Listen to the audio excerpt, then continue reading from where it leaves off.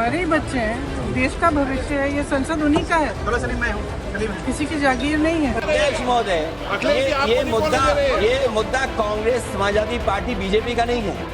ये मुद्दा युवाओं और छात्र नौजवानों का है। लोगों को मारा जा रहा है, पीटा जा रहा है। This is completely an Indian.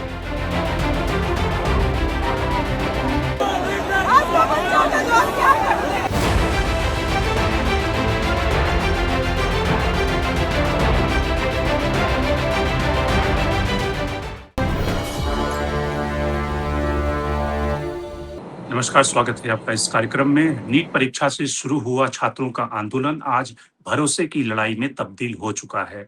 जिस सिस्टम को चुनते हैं, क्या उस सिस्टम से उन्हें न्याय मिलेगा? साथ ही बड़ा सवाल ये है कि क्या सरकार इस छात्रों के आंदोलन को कहीं अंडर एस्टिमेट तो नहीं कर रही है? क्या विपक्ष इस आंदोलन को कहीं डिस्क्रेडिट करने में तो नहीं जुटा हुआ है? और उससे बड़े सवाल ये हैं कि पिछले आंदोलन से ये आंदोलन कैसे अलग है, और शायद इसी में गुत्थी लगी हुई है, इसी में सारे सवाल उलझे हुए हैं कि सरकार का जो रिस्पॉन्स है वो कितना गंभीर है और सरकार इस इशू को कैसे एड्रेस करना चाहती है। तो इन सारे सवालों को आज हम समझने की कोशिश करेंगे आज के कार्यक्रम में, आज की बहस में, और किस तरह से सरकार का रिस्पॉन्स आज रहा, क्योंकि सरकार ने आज ये भरोसा जताया कि वो बातचीत करने के लिए तैयार हैं। उन्होंने ऑफर दिया कि चाहे जेपी नड्डा के ऑफिस में बात करें या घर पे बातचीत कर लें, दोनों के लिए सरकार तैयार है। लेकिन संसद में विपक्ष कह रहा है कि जब तक धर्मेंद्र प्रधान का इस्तीफा नहीं होता, मल्लिकार्जुन खड़गे ने राज्यसभा में कहा, तब तक बातचीत का कोई मतलब नहीं है। यानी कि प्री कंडीशन ये है कि पहले शिक्षा मंत्री इस्तीफा दें, फिर बहस होगी, जैसा कि कल राहुल गांधी ने कहा था। लेकिन जो सोनम वांगचुक का स्टैंड है वो थोड़ा सा डाइल्यूट दिखता है। सोनम वांगचुक कहते हैं कि अगर सरकार इन छात्रों के खिलाफ जो कार्रवाई उन्होंने की है उसको उठा दे, उसको खत्म कर दे, तो वो अनशन खत्म करने को तैयार हैं। लेकिन अगर अनशन खत्म भी हो जाएगा तब भी क्या ये प्रोटेस्ट जारी रहेगा? क्या सोनम वांगचुक के स्टैंड, कांग्रेस के स्टैंड, विपक्ष के स्टैंड और कॉकरोच जनता पार्टी के स्टैंड में इतना वेरिएशन क्यों है? इन सारे सवालों को समझेंगे। हमारे साथ दो मेहमान जुड़ रहे हैं। सीनियर जर्नलिस्ट शेखर अय्यर जुड़ रहे हैं, जो हिंदुस्तान टाइम्स में लंबे समय तक काम किया है, और अंशु नेथानी हमारे साथ जुड़ रही हैं, सीनियर जर्नलिस्ट वो भी हैं। लेकिन सबसे पहले शुरुआत करते हैं शेखर आपसे कि सरकार, आपको लगता है कि इस आंदोलन को कहीं अंडर एस्टिमेट तो नहीं कर रही है? जिस तरह से सरकार एक तरफ कह रही है कि हम बातचीत कर रहे हैं, दूसरी तरफ इंटरनेट बंद कर दे रही है, जंतर मंतर के पूरे इलाके में मेट्रो स्टेशन बंद कर दे रही है। सरकार कह रही है कि ऑप्टिक्स के लिए सरकार कह रही है कि बातचीत के दरवाजे खुले हैं, वो सोनम वांगचुक से भी मिल रही है। लेकिन जो जनता का या युवाओं का जो गुस्सा है, जो जंतर मंतर पे आ रहे हैं, आपको लगता है कि कहीं उसमें सरकार उस अंडर करेंट को सही, उस पल्स को सही समझ रही है? क्योंकि इस बार का जो आंदोलन है वो, अगर अन्ना आंदोलन या फिर आप फार्मर प्रोटेस्ट से उसकी तुलना करें, तो उसमें सेक्शन, कौन सा सेक्शन शरीक हो रहा है, उसमें काफी वेरिएशन है। बिल्कुल शंकर जी, सरकार ने तो पहले ही अंडर एस्टिमेट किया है। उनको नहीं लग रहा था कि ये जो एक हमारे सुप्रीम कोर्ट चीफ जस्टिस के एक रिमार्क पे कि जो लोग आंदोलन करते रहते हैं, जिनका कोई काम नहीं है, सारे कॉकरोचेस टाइप है, उसी से ये शुरू हुआ। एक सटायरिकल टाइप ही शुरू हुआ ये मामला। लेकिन जिस तरह युवा अट्रैक्ट हो गए, जिस तरह इमोशंस कनेक्ट कर लिए, और नीट का तो था ही, नीट का एक बड़ा इशू था उस समय, नीट का कैंसलेशन हुआ, फिर इस बीच में रीटेस्ट भी हो गया, रिजल्ट भी आ गया है। देखिए सारा अब नीट के बच्चे तो वहाँ नहीं है, नीट के बच्चे जो भी ये, वो तो पहले अभी एडमिशन के चक्कर में है। लेकिन बाकी जो हमारे कॉलेजेस में जो अभी पढ़ रहे हैं, और जो युवा पढ़ के बाहर आके उनको बड़ा एक निराशाजनक एक एटमॉस्फेयर दिख रहा है, क्योंकि उनकी डिग्री का भी कोई वैल्यू नहीं है, कोई नौकरी के लिए जो नौकरी अवेलेबल है उसके लिए उनके पास वो स्किल नहीं है। तो ये कई प्रॉब्लम्स है देखिए। और हमारी जो शिक्षा की जो व्यवस्था है, सेटअप जो है, सिस्टम है, उसको लेकर तक बहुत परेशानी है। भाई जो जो लोग पढ़ने जाते हैं उनके लिए ठीक पढ़ाई होती है कि नहीं, और बच्चों के जो अंदर बाकी जो प्रॉब्लम्स आ गए हैं वो सारे बहुत प्रॉब्लम्स है। एक तो जॉब की है, करियर की है, इसके अलावा अल्कोहलिज्म प्रॉब्लम है स्टूडेंट्स में, ड्रग अब्यूज का है। एक प्रकार से एक सेक्शन है, मैं नहीं कह रहा हूं कि सारा स्टूडेंट कम्युनिटी इस पे अफेक्टेड है, लेकिन ज्यादातर एक सेक्शन है जो बहुत एक ज्यादा जो ग्रोथ स्टोरी की जब बात होती है, भारत की ग्रोथ स्टोरी में कहीं ना कहीं जुड़ नहीं पा रहे। उनको लग रहा है भाई ये ग्रोथ स्टोरी में तो हमारी कहाँ पे लिंकेज है, क्या है। एक बात आप कह रहे हैं तो कि बेसिकली होपलेसनेस जो है, जो इंडिया की हाँ, स्टोरी युवाओं थी, के जो अंदर ड्रीम है स्टोरी ये। थी, वो होपलेसनेस में तब्दील होती हुई दिख रही है। ओके, लेकिन अभी क्या हुआ है, जैसे जब सोनम वांगचुक आके बैठ गए तब चीजें और गंभीर हो गई। जो कॉकरोच पार्टी को जो एक प्रकार से एक रेस्पेक्टेबिलिटी कहिए, एक सीरियसनेस आ गया जब सोनम वांगचुक आ गए, तब भी सरकार ने रीड नहीं किया। अच्छा, लोग जाने लगे, हर दिन वहां पे 1000-1500 लोग जा रहे थे, तब भी हमारी जो एजेंसीज है, जो सरकार की जो सिक्योरिटी को लेकर, लॉ एंड ऑर्डर को देकर, वो भी बड़े अंडर एस्टिमेट किए। उनको लगा भाई 2000 लोग आ रहे हैं। जब पार्लियामेंट की मानसून सदर की जब ओपनिंग डे की बात आई, तब तक उनका एस्टिमेट यही था तो ज्यादातर 5000 लोग आएंगे। लेकिन जो मोबिलाइजेशन बाद में होने लगा, जो बाकी जो लोग जुड़ गए उसमें, बाकी ग्रुप्स, उसमें जो ग्रुप्स का केवल शिक्षा को लेकर नहीं है, बाकी अन्य कारण है, कुछ एफसीआर को लेकर एनजीओज है, कई चीजों को लेकर सरकार से, या आइडियोलॉजिकली जो इस सरकार को समर्थन नहीं दे सकते, सरकार को अपोज करते हैं, वो भी उसमें जुड़ गए। देखिए, एक चीज और नोट कीजिए, जो मेन लाइन पॉलिटिकल पार्टीज भी बड़े संदेह में थे भाई इनके साथ देना नहीं देना। इसलिए जब पहले इन्होंने अपील की थी राहुल जी को, भाई अपना यूथ कांग्रेस वालों को शामिल कीजिए, तब तो राहुल जी नहीं किए, राहुल जी तो विदेश चले गए। वैसे आम आदमी पार्टी भी खुल के सामने नहीं आई। जब जो अभिजीत दिपके हैं वो सोशल मीडिया में काम किए हैं, मनीष सिसोदिया को जानते हैं, और एक दो ऐसे हैं जो लोग ज्यादातर इन्फ्लुएंसर सोशल मीडिया में एक्टिव हैं। लेकिन धीरे धीरे करके ये जो आप कह सकते हैं तूफान जब स्ट्रेंथ पकड़ता है, तब तो एक काम लगता है। और उस दिन यानी जुलाई 20 तारीख को जो टर्नआउट हुआ, उसको मैच करने के लिए, लॉ एंड ऑर्डर व्यवस्था को संभालने के लिए पुलिस के पास वो कैपेसिटी नहीं थी, और कैपेसिटी नहीं थी, और जो फील्ड में जो स्टाफ थे पुलिस वाले, उनका इंस्ट्रक्शन भी क्लियर नहीं है भाई हम क्या करें। तो एक प्रकार से आप कह सकते हैं ना भाई ओवरवेल्म हो गए। इसी से जुड़ा हुआ जो सवाल है कि अगर आप फार्मर प्रोटेस्ट को देखें तो उसमें सोसाइटी का एक सेक्शन था, यानी कि फार्मर्स थे, जो किसान हैं, वो भी उतने ही सरकार के लिए चिंता की बात है कि किसान जो भारत की आत्मा है वो नाराज हो जाए। आप देखें दूसरे आंदोलन में अन्ना आंदोलन को देख लें या फिर सीए प्रोटेस्ट को देख लें, वहां पे मुस्लिम बेसिकली आंदोलन कर रहे थे एक तरह से। ये जो आंदोलन है, जो बीजेपी का बैकबोन है, मिडिल क्लास, यानी कि वो क्लास उसमें आप अगर जंतर मंतर पे जाएंगे तो वो सारे बच्चे जो हैं वो अच्छे स्कूलों में पढ़ रहे हैं, अच्छे कॉलेजेस में पढ़ रहे हैं। उसमें कोई ग्रामीण भारत में कोई आपको वैसे स्कूल का बच्चा दिखेगा नहीं।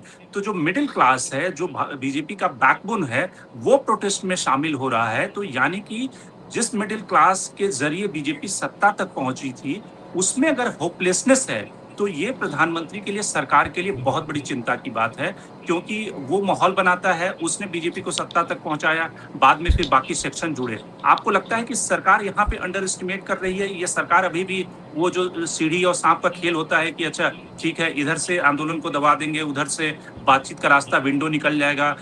जब सोनम वांगचुक ये कह रहे हैं कि भाई आप किसी भी छात्र के ऊपर जो मुकदमा है उसको नहीं होना चाहिए, सरकार कह दे कि हाँ बिल्कुल इसके लिए तैयार है, किसी भी छात्र जिसने प्रोटेस्ट किया है उसके खिलाफ कोई भी एक्शन नहीं होगा, इसमें कौन सी बड़ी बात है? इसमें तो धर्मेंद्र प्रधान का इस्तीफा भी नहीं लेना है आपको। नहीं, बिल्कुल, अभी वो अंडर एस्टिमेशन स्टेज चला गया है। अब उनको पूरा पता चल गया कि जो कहते हैं ना कि पूरा जो आ गया, पूरा तूफान जो अटैक हो गया है, अब जाके उनको अभी समझ आ रहा है भाई क्या करें। अब क्योंकि अब राजनीति खूब आ गई है अभी, अब क्या है बात, अब कोई नीट को लेकर बहस नहीं है, नीट को तो मामला खत्म है, अगले साल नया सिस्टम आ रहा है। ना राहुल गांधी का कोई नीट पे है, ना अरविंद केजरीवाल का कोई नीट से संबंध है। लेकिन जो बाकी जो चीजें एजुकेशन सेक्टर को लेकर, जो हमारे युवाओं के अंदर जो पीड़ित लोग हैं, अच्छा इस पे और एक बात भी जुड़ना चाहता हूँ, आरक्षण के खिलाफ लोग भी उधर हैं।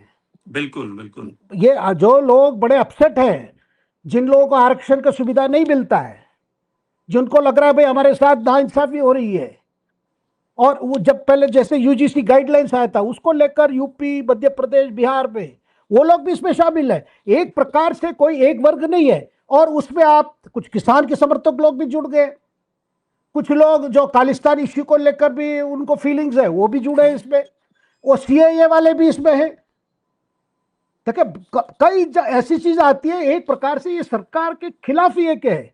तो इसीलिए आप देख रहे हैं कि अब बात क्या है, अब डिमांड क्या कह रहे हैं भाई, अब धर्मेंद्र प्रधान एक सिंबल बन गए सरकार के लिए, अब सबको वो ट्रॉफी चाहिए। अब राहुल जी क्या कह रहे हैं, कोई बहस में कोई इंटरेस्ट नहीं है, धर्मेंद्र प्रधान इस्तीफा दे दो। अच्छा, जो लोग वहां बैठे, बच्चे जो बैठे या जो भी लोग बैठे हैं कॉकरोच पार्टी में, अभिजीत दीपके भी क्या, अभी एक तो अपने शहर पर चढ़ गया, अभी तो कुछ तो कह के तो खत्म कर रहे हैं, हो सकता है और 10 दिन बैठेंगे और 15 दिन बैठेंगे। अब उनके लिए धर्मेंद्र प्रधान इस्तीफा दे दे, कम से कम वो कह सकते हैं भाई हमारी विक्ट्री हो गई, लेकिन उसका भी पॉलिटिकल रिपरकशन होगा ही, वो तो एक में नहीं रुकेगा। और कांग्रेस के अंदर एक बहस चल रही है, भाई हमारे कार्यकाल में 2013 के 14 अन्ना का मूवमेंट हुआ, उसके बाद एक एक करके हमारे मंत्रियों की विकेट गिरती रही, पवन बंसल गए वो रेलवे स्कैम में, फिर उससे पहले ए राजा 2G में गए, उससे पहले सुरेश कलमाड़ी कॉमनवेल्थ वाले खेल को लेकर था वो गए। तो एक एक करके हमारी विकेट गिरती गई। हमारे यूपीए 2 कार्यकाल में जो हमारी स्लाइड हुई उसका कारण यही था। अब हम इतने लगे हुए हैं, अब एक मंत्री की रेजिग्नेशन नहीं ले पा रहे, और ये उनको लग रहा है भाई यूथ के अंदर इतनी अनरेस्ट है, और लगातार राहुल गांधी कह आ रहे हैं। देखिए जितने उनके भारत जोड़ो यात्रा में, भारत जोड़ो यात्रा 1, भारत जोड़ो यात्रा 2, दोनों में यूथ की कनेक्ट पे लगे हुए थे। और अभी भी देखिए पहनते हैं, चूंकि राहुल गांधी को लगता है कि यूथ की कंस्टिट्यूंसी उनकी कंस्टिट्यूंसी है, इसलिए 54 साल में भी वो टी शर्ट ही पहनते हैं, सर्दी हो या गर्मी हो। नहीं, अब देखिए आपको कांग्रेस के लग रहा है भाई ये मौका नहीं छोड़ना है। बिल्कुल, अब एक तो हमें ट्रॉफी चाहिए। अब प्रधानमंत्री लेवल पर देखिए बहुत कुछ हुआ है शिक्षा को लेकर, यह नहीं है कि पिछले 14 साल में, अभी 12 साल में कुछ नहीं हुआ, लेकिन जो मूल प्रॉब्लम्स है, सिस्टमिक प्रॉब्लम्स है, वो एड्रेस नहीं हुए। और बार बार आप चेंजेस करते आ रहे हैं, लेकिन वो चेंजेस हमारे युवाओं को कितना बेनिफिट हो रहा है वो नहीं हुआ। और ये सब लोग मानते हैं कि भाई इस सरकार में अगर कोई कमी रही गई कि एजुकेशन सेक्टर को उतनी ध्यान नहीं दिया गया है, और जहां भी जो लोग नियुक्ति हुए उस ऐसा नियुक्ति ऐसा हुआ है कि जहां लगता है भाई कैसे लोगों को ला दिए। आइडियोलॉजिकल बात छोड़ दिए, मैं उसमें नहीं जा रहा हूं, हर सरकार अपनी आइडियोलॉजिकल लोग लगाते हैं, लेकिन क्वालिटी ऑफ अपॉइंटमेंट्स क्या रही है, कौन कौन ये बड़े बड़े संस्था कर रहे हैं, और सुधार के नाम पे इतनी आप कुछ ना कुछ बदलते जा रहे हैं, तो बच्चों को भी बड़ी परेशान हो रही है। बिल्कुल अंशु, ये सवाल जो है, जो मैं शेखर से सवाल कर रहा था कि ये आंदोलन क्यों अलग है। आप देखें कि जिन लोगों ने 2014 में प्रधानमंत्री नरेंद्र मोदी को वोट दिया था, उसमें मिडिल क्लास का एक बड़ा तबका था, और आज की तारीख में ये सारे जो बच्चे प्रोटेस्ट कर रहे हैं, उनके पेरेंट्स ने वोट दिया था एक तरह से, कि माँ बाप जो हैं, जो कि उन्हें लगता था कि एक चेंज होना चाहिए। ये सारे जो बच्चे हैं, जो जेन जी जनरेशन है, ये सब एपॉलिटिकल हैं, इनका कोई हिंदुत्व से या फिर फलाना राइट विंग आइडियोलॉजी से कोई बहुत ज्यादा ये इन्फ्लुएंस होने वाले बच्चे नहीं है। इनको पॉलिटिक्स में भी कोई विश्वास नहीं है, राहुल गांधी की पॉलिटिक्स हो या नरेंद्र मोदी की पॉलिटिक्स हो या आपकी पॉलिटिक्स हो, उसमें भी इनका कोई बहुत ज्यादा इंटरेस्ट नहीं है। इनका सिर्फ इंटरेस्ट है कि उनकी जो लाइफ है वो कैसे बेहतर होगी, और कौन सी सरकारें उसके लिए काम कर रही है या नहीं कर रही है। तो बीजेपी के लिए सबसे बड़ा चैलेंज ये है कि अगर कोई, ये जो जनरेशन है, अगर हिंदुत्व से इन्फ्लुएंस हो जाती, राम मंदिर से इन्फ्लुएंस हो जाती, कुछ और राइट विंग पॉलिटिक्स से इन्फ्लुएंस हो जाती, तो बीजेपी वो सब कर लेती। लेकिन प्रॉब्लम ये है कि वो उससे इन्फ्लुएंस नहीं होंगे, तो आपको जो सही सोल्यूशन है वो कहीं ना कहीं अंत में देना पड़ेगा। अभी जो आप कर रहे हैं वो दाएं बाएं कर रहे हैं कि घर पे मीटिंग कर लो, ऑफिस में कर लो, आप ये ले लो वो ले लो। जो सही प्रॉब्लम है, आप सरकार अगर खुलकर आगे आए और कहे कि भाई हम एजुकेशन में सही रिफॉर्म लाना चाहते हैं, पूरी तरह से एक कमेटी बनाएंगे, टास्क फोर्स बनाएंगे, उसमें सारे लोग होंगे, सोनम वांगचुक होंगे, बच्चे होंगे, आईटी के प्रोफेसर होंगे, और किस तरह से भारत की पूरी शिक्षा व्यवस्था में सुधार लाया जा सकता है, उसके लिए सरकार गंभीर दिखना चाहती है। सरकार ये नहीं कर रही है, सरकार इधर उधर की बातें कर रही है। अपोजिशन तो खैर कर ही रही है, क्योंकि अपोजिशन को ब्राउनी पॉइंट स्कोर करने हैं। आपको क्या लगता है कि बीजेपी की चिंता ये सबसे बड़ी है इस समय? बीजेपी के लिए अभी सबसे, अगर कहा जाए कि पिछले 12-13 साल में जो सबसे क्रूशियल समय और सबसे चिंता का समय है वो आज का ही दौर चल रहा है। इतने सालों में बीजेपी ने देश में आंदोलनों का स्पेस खत्म कर दिया था।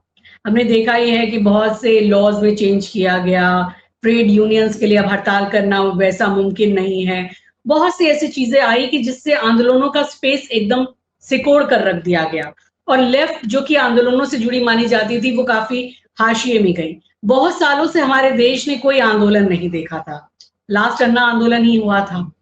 और पॉलिटिकल पार्टीज, खासतौर पर जो विपक्ष है, वो बार बार कह रही थी, लेकिन ना यूथ को ना लोगों को एक आंदोलन के लिए वो तैयार नहीं कर पा रही थी।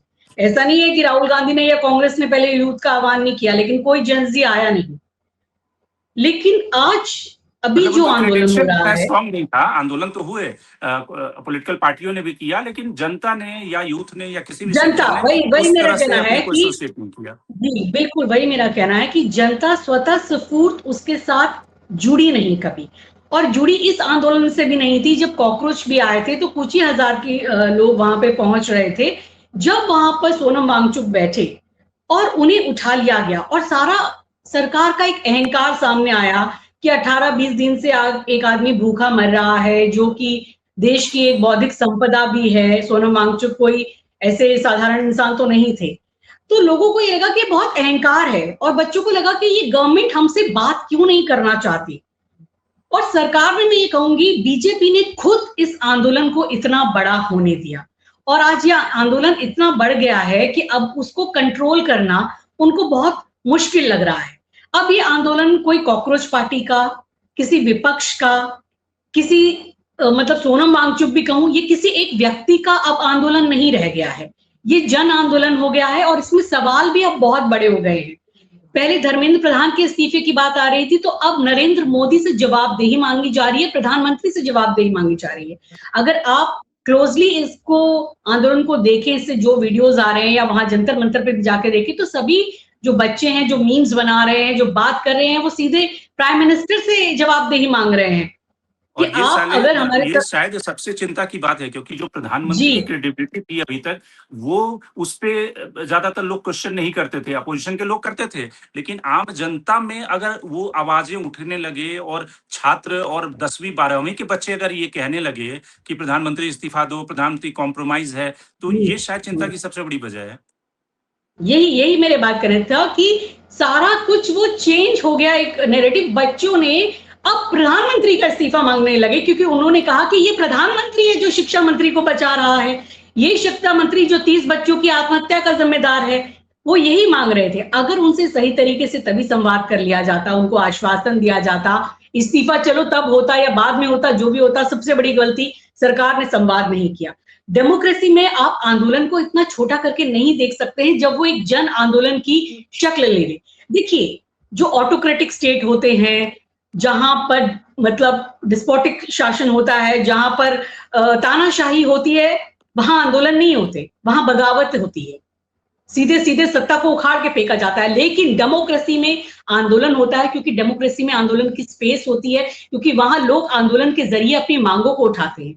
और इन आंदोलनों की भी रिस्पेक्ट करना और उसमें एक संवाद कायम करना, वो बहुत ज्यादा जरूरी है, जो ये सरकार नहीं कर रही है, और एक लोकतांत्रिक प्रक्रिया का अपमान कर रही है, जो लोगों ने समझ लिया है। और अब केवल अब ये अंशु, ये बताइए कि अब जो विपक्ष है वो इस आंदोलन को कमजोर कर रहा है या ताकतवर कर रहा है? क्योंकि राहुल गांधी के आने से एक तरफ तो ये होगा कि आंदोलन का जो फलक है, जो वो एक नेशनल, एक काफी बड़े पैमाने पर हो जाएगा, और जो उन्होंने आवाज उठाई है संसद में, जिस तरह से अपोजिशन लगातार सरकार को घेर रहा है, तो उसका कलेवर जो है वो बड़ा हो जाएगा। लेकिन खतरा ये भी है कि जिस तरह से कांग्रेस, आप सब आपस में लड़ रहे हैं इसके क्रेडिट को लेने के लिए, उससे कहीं ना कहीं ये आंदोलन डिस्क्रेडिट हो जाए। अगर डिस्क्रेडिट ना भी हो जाए तो जो बच्चे हैं वो कहीं ना कहीं ऊब कर या फिर परेशान होकर उनको लगे कि ये सब तो एक ही थैली के चट्टे बट्टे हैं, और वो फिर 2-4-5 दिन के बाद हट जाएंगे। उनका जो एंगर है वो और डिसइल्यूजमेंट में तब्दील हो जाएगा सारी पॉलिटिकल पार्टियों से।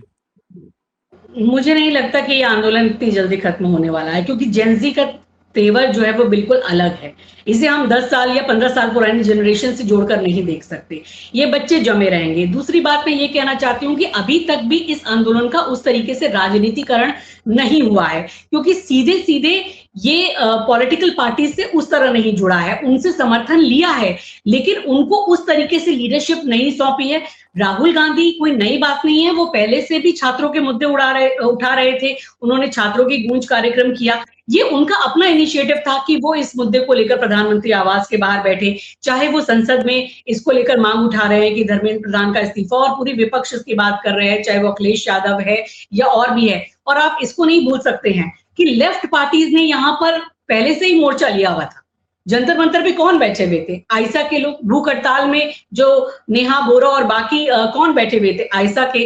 कल जो पटना में हुआ है इतना बड़ा छात्र आंदोलन, उसे किसने ऑर्गेनाइज कराया है? उसमें लेफ्ट पार्टीज रही हैं। आप ये भूलिए मत, इन आंदोलनों में भीतर खाने से कई लेयर्स में ये संचालित हो रहा है। इन पॉलिटिकल पार्टीज के जरिए भी वो सामने नहीं आ रहे हैं फेस में, लेकिन इन युवाओं का साथ दिया जा रहा है। कोई दिक्कत नहीं है, क्योंकि कोई दिक्कत नहीं है, लेकिन मैं बात यहाँ विपक्ष की नहीं, मैं जी बात लेकिन यहाँ विपक्ष नहीं, सरकार की कमियों की होनी चाहिए कि आपने इस आंदोलन को इतना बड़ा स्वरूप क्यों लेने दिया गया। कि आज आप बात कर रहे हैं कि आप असम और बंगाल से फोर्सेस मंगाएंगे इन बच्चों को टैकल करने के लिए। आज आप इसको मतलब सिपाही बनाम छात्र कर रहे हैं कि कल जिस तरह से दौड़ी डाक बंगला में पुलिस और जिस तरह से छात्रों के साथ वहां पर भी बेदर्दी की गई, तो सरकार ये रीडिंग मतलब जिसे कहा जाए ना, दीवार पे लगी इबारत को पढ़ नहीं पा रही है। कल पटना में क्या हुआ मैं आपको बताती हूँ शंकर जी।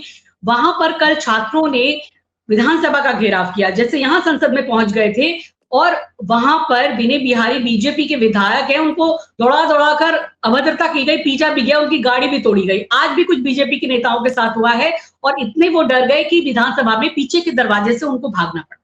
तो ये बहुत, मैं कहूंगी कि एक डरावने संकेत है किसी भी डेमोक्रेसी के लिए। अगर आप जनता से संवाद नहीं करेंगे, उनकी बात नहीं सुनेंगे, तो वो संसद भी घेरेंगे, वो विधानसभाओं को भी घेरेंगे, और ऐसा होना नहीं चाहिए। और ये स्थिति किसने आने दी, परिस्थिति किसने आने दी? सरकार ने खुद आने दी। और अभी भी क्रेडिट लेने की बात ही नहीं है यहाँ पर। भाई क्रेडिट कौन सी पॉलिटिकल पार्टी ले रही है? अगर संजय सिंह कह रहे हैं कि भाई वहां राहुल गांधी प्रधानमंत्री आवास पे खड़े हो गए क्योंकि नरेंद्र मोदी ने उनको खड़ा कर दिया, वो क्रेडिट लेना चाहते। अरे भाई नरेंद्र मोदी क्यों नहीं क्रेडिट ले लेते हैं?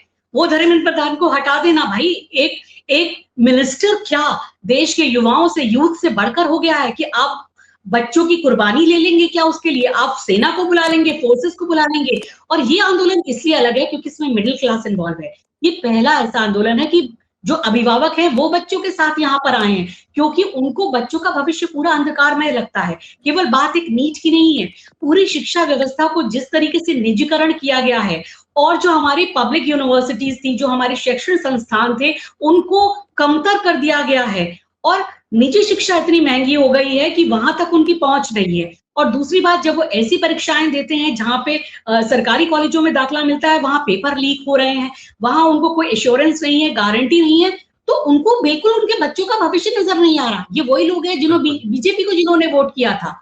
तो सरकार के लिए बड़ा खतरा ये है कि वो समझ नहीं पा रही है कि उन्हें करना क्या है। और ये जेंजी हैं, वो इतनी तेजी से मीम बना रहे हैं, वो इतनी तेजी से, जिसे कहा जाए कि नरेंद्र मोदी को वो सब कुछ कहा जा रहा है जो पूरे 12 साल के कार्यकाल में उन्होंने नहीं सुना होगा। और उनका जो आईटी सेल है उनके पार्टी का, वो इनका मुकाबला नहीं कर पाएगा। मुझे नहीं लगता ये आंदोलन इतनी जल्दी कमजोर पड़ेगा, क्योंकि ये बच्चे कह रहे हैं कि जब हमें भविष्य नहीं दिख रहा तो हम सड़कों पर ही रहेंगे। और एक शहर में नहीं हो रहा, शहर शहर में फैल रहा है ये।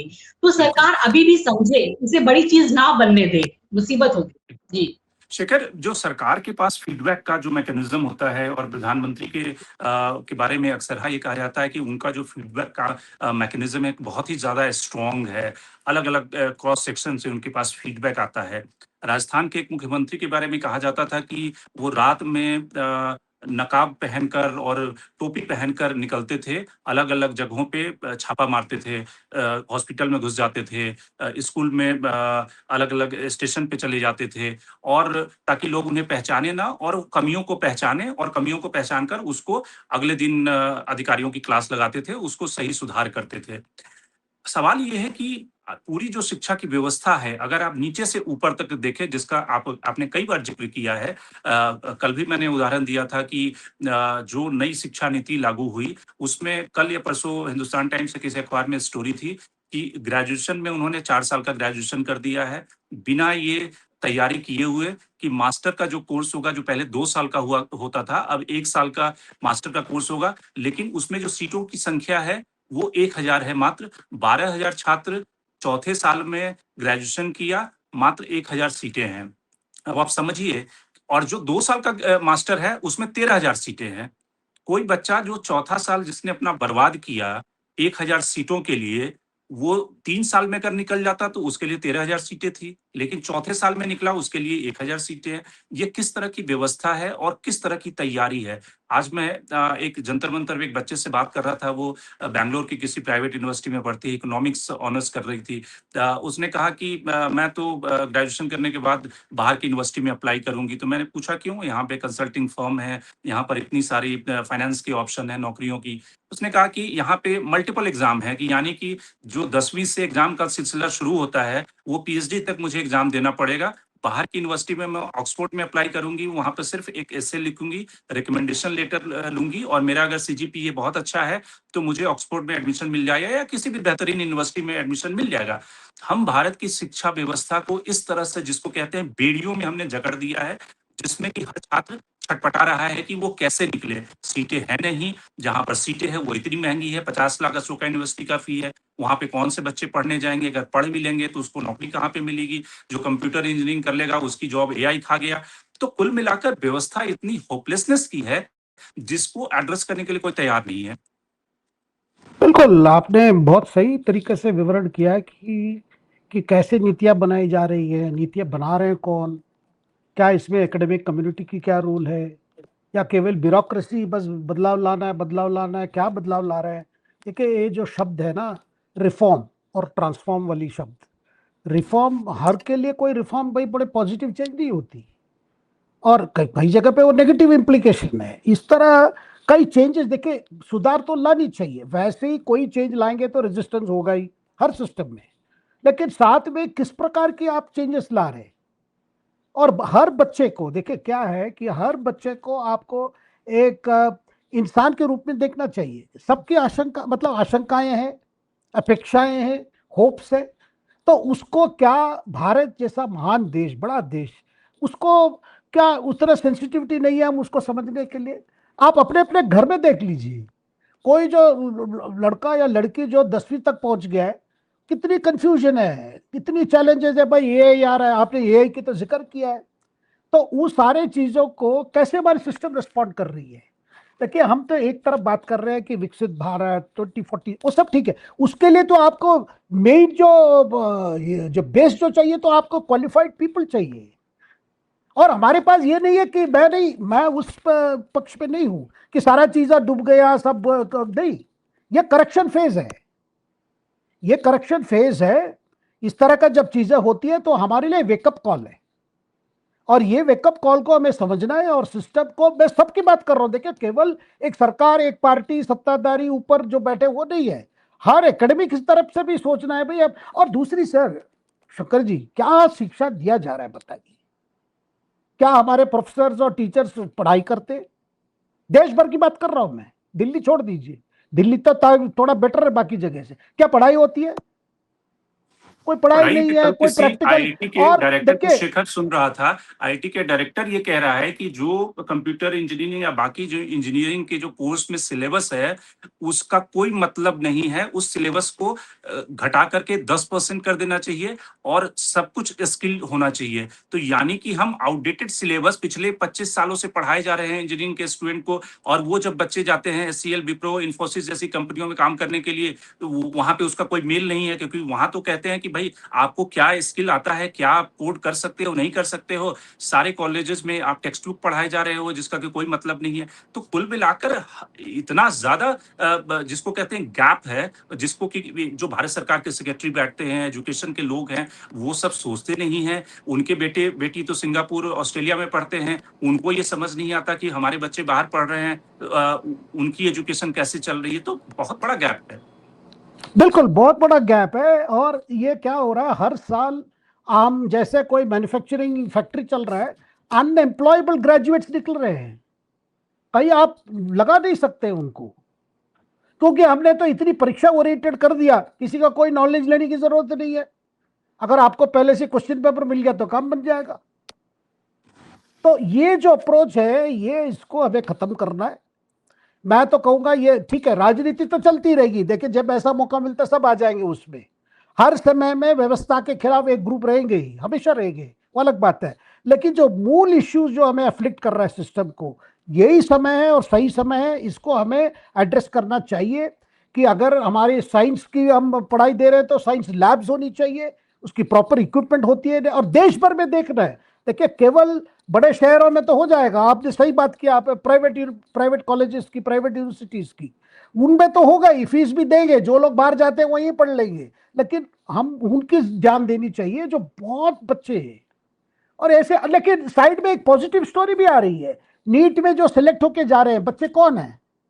जिसकी फादर कोई रिक्शा चला रहा है, जिसकी मदर कोई सब्जी बेच रही है। देखिए एक तरफ वो पॉजिटिव भी है, क्योंकि हमें जब हम वर्णन कर रहे हैं सिस्टम को, ऐसा नहीं सोचना है कि सब कुछ डूब गया लूट गया, ऐसा नहीं है। लेकिन कई चीजें ऐसे हैं जिसको आप एड्रेस नहीं करते हो जाओगे तो एक समय आएगा वो विस्फोट के रूप लेगा, और इसमें राजनीति होती रहेगी, चुनाव आते रहेंगे, कभी उत्तर प्रदेश की होगी, कभी पंजाब की होगी, तो उस हिसाब से तो राजनेता अपना करते रहेंगे। लेकिन सिस्टम को चेंज करना सबके एक दायित्व बनता है। तो ये मैं तो कहता हूं ये वेकअप कॉल है। भाई धर्मेंद्र प्रधान रहेंगे तो और कोई आएगा, मैं नहीं मानता हूं कि धर्मेंद्र प्रधान कोई आ जाए इमीडिएटली चेंज होगा सिस्टम। लेकिन वेस्टेड इंटरेस्ट इतने हो गए हैं शंकर जी एजुकेशन सिस्टम को इसी तरह बरकरार रखने के लिए। और इसमें मैं एक बात कहूंगा तो लोग कहेंगे ये पॉलिटिकल अनकरेक्ट है, आरक्षण को लेकर भी है।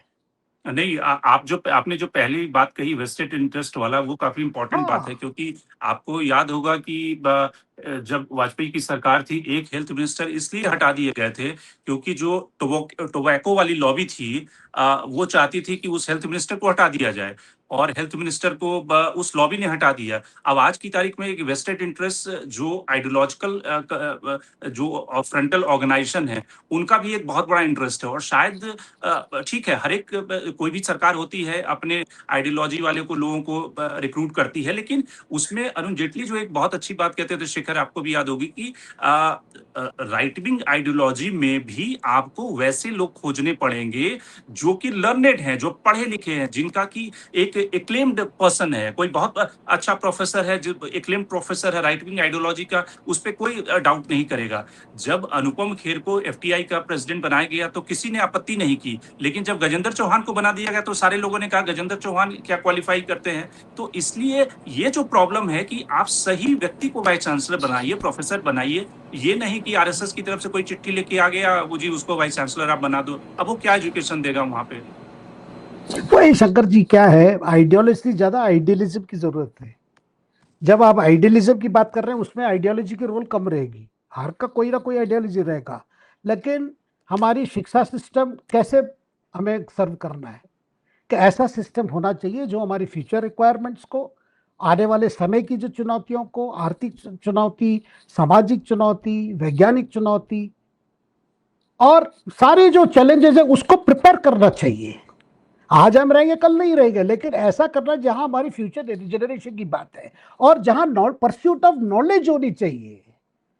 अब पढ़ाई भी नहीं हो रही है, बच्चे भी पढ़ते नहीं है, कोई रुचि नहीं है, सब कुछ ट्विटर इंस्टाग्राम पे चल रहा है। भाई ट्विटर इंस्टाग्राम वो तो ज्यादा एजुकेशन नहीं हो सकता ना उसमें।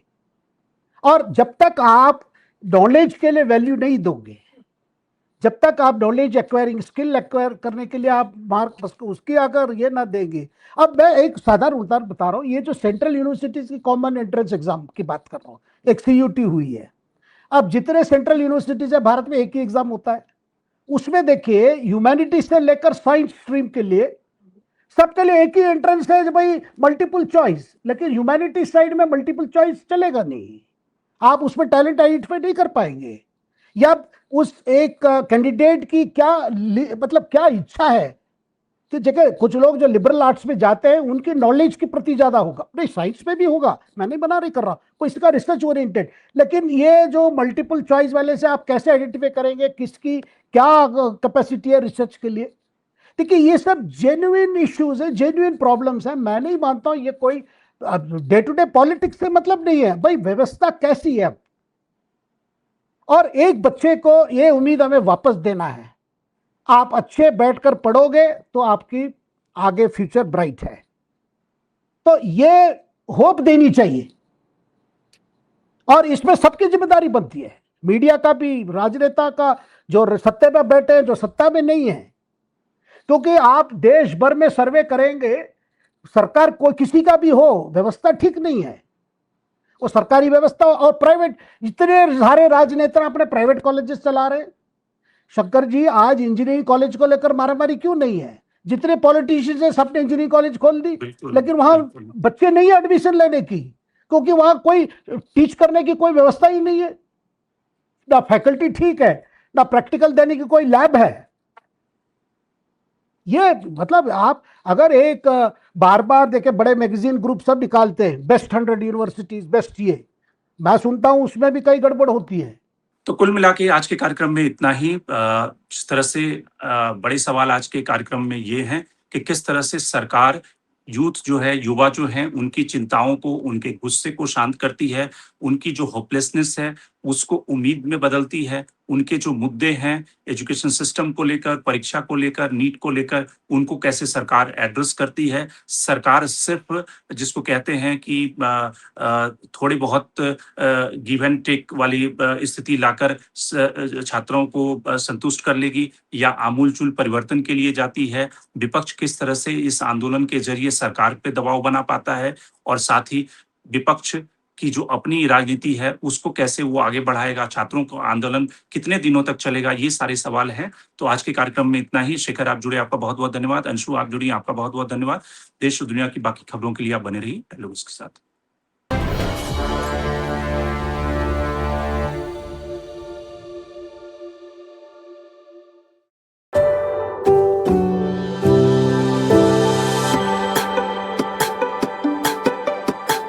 Every book has a journey, and every author has an untold story.